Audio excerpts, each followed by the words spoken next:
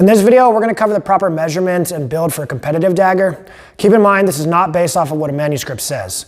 While the dagger parts in this video are historical, some of the masters would use specific daggers. This video is just how I prefer my daggers to be for competition. Let's start with what kind of dagger you should get. I advise a sail guard, which is where it has the sail right here on the dagger.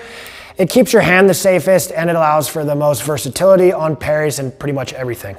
Other daggers you can get hit in the hand easily doing things like cross parries and stuff where you have to worry about that front part of your knuckles being exposed. But this allows you to be able to do every type of parry, which is a huge advantage. Now, when it comes to the size of the sail guard, you want to make sure that this actual sail part covers your fist when you have your dagger forward. I also prefer these cut-ins on mine that look like this. I have specific cut-ins as they can help trap the dagger blades. Next up is dagger length. I prefer my dagger to go from my elbow up to the top of my head when my arm is bent like this, and I put my dagger on top of the nook in my elbow. What this does is this length makes sure that my head is fully protected, especially on cross parries or actions where I'm extending it all like this. I want to have all the way up above my sword and that full side locked out. Same thing on the other side as well. Your dagger should also touch your foot when you're in stance and you reach your hand down just like this. What this does is this is also making sure that I am maximizing that coverage to be able to protect my full limb. Whether you want to have a longer blade or a grip is up to you.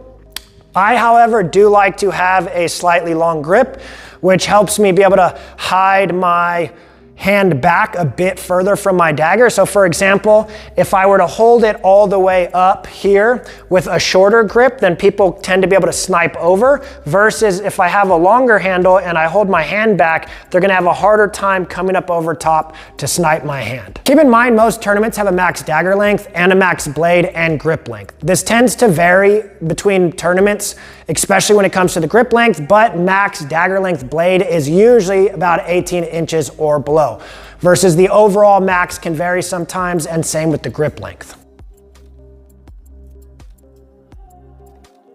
Next, let's cover the quillions. That's this part of the dagger right here. There's a couple ways you can choose your length. One of the ways that I prefer to do is to have it the length of my foot, so I just measure my foot and I do it that way. However, I like to have one of my quillions faced up and one straight, which can change this a little bit.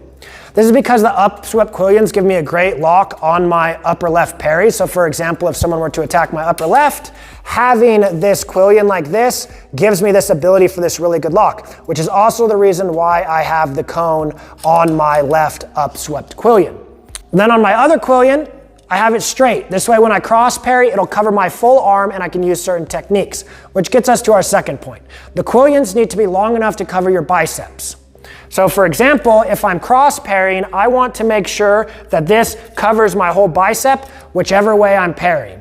And I also tend to do a 4-leaf clover on this specific quillion. So I have 3 in the front, and then I have 1 on the back. This way I can get good locks on my downward parries and on my cross parries. So for an example, if someone attacks me and I move here, I can get that nice, good lock on the dagger. Now you can do 2 straight quillions or 2 upswept quillions if you want, as long as it fully protects your arm, like I had said.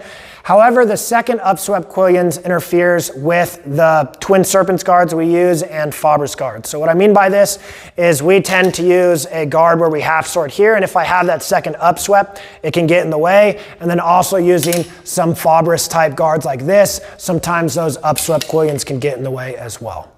Now, if you would like to use this same dagger build I customize, then I suggest you hit up James Van Sant. I'll leave a link in the description. He makes all of our school daggers, and we have 2 pre-measured versions already that fit most people for their size, one for 18 inches and one for 16 inches of someone who has a smaller hand.